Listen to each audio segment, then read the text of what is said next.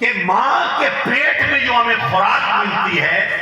وہ ایک ناف کے ذریعے سے ملتی ہے، جس کو ہم ناف کہتے ہیں، ناڑا، یہ جو بعد میں کاٹا جاتا ہے۔ اس ناف کے ذریعے اللہ اپنی قدرت سے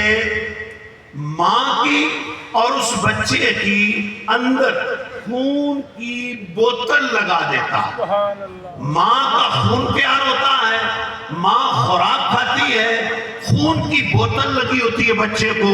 وہ بچے کو خون پہنچ رہا ہے۔ اگر کسی چھوٹی سی بوتل میں 50 گرام یا 100 گرام، اس سے زیادہ نہیں لیتے تمہارا خون، جتنے بھی لوگ ہیں، 100 گرام یا 50 گرام یا 100 ml یا 50 ml یا 100 ml، یہ اتنا ہوتا ہے سوائے 100 ml کی انہوں نے بوتل لگائی، کسی وجہ سے اللہ کسی کو کوئی مصیبت نہ دے، کسی اپریٹ کی وجہ سے ضرورت پڑ گئی اور وہ 100 ml کی بوتل لگا دی گئی، بعد ٹھیک ہونے کے یہ بندہ کہتا ہے کہ اس شخص نے میری تکلیف میں مینوں بوتل دیتی آئی، کچھ ہو جاوے اس دا لحاظ کرنا ہے، انہوں کرے خالی نہیں اپنے بوئے تو گھلنا، ادھا ہمیشہ عزت تقریب کرنی ہے، اس میری جان بچائی۔ اور جس نے 100 ml کا خون دیا وہ بھی ہٹا کٹا، کوئی حصہ بندہ خون دیندہ ہی نہیں، مضبوط، جس کو ڈاکٹر کہتے ہیں کہ تیرا خون نکلنا چاہیے، اب اس نے دیا، نکلنا انہیں کے انہوں آئی، اس نے خون دے دیا،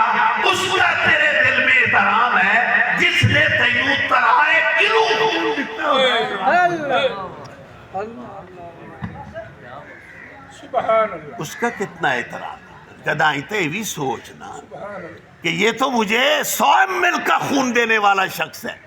اس کی قدر کرنی ہے، میں ایسا نہیں کہتا، اس کی قدر کرنی ہے، لحاظ کرنا ہے، اس نے تیرے ساتھ معاونت کی ہے، ہمدردی کی ہے، خیر خواہی کی ہے، جدر میں بھی لوڑ پوے انہیں نام خیر خواہی کرنی ہے کہ معاونت کرنی ہے، لیکن اماں نہ بھی سوچ کہ جس کے خون کے ذریعے میرا جسم 3 کلو کا بن کر باہر آیا، اور اس ماں کا کیا حق ہے ساری عمر بھی تو اس کی نوکری کرتا رہے۔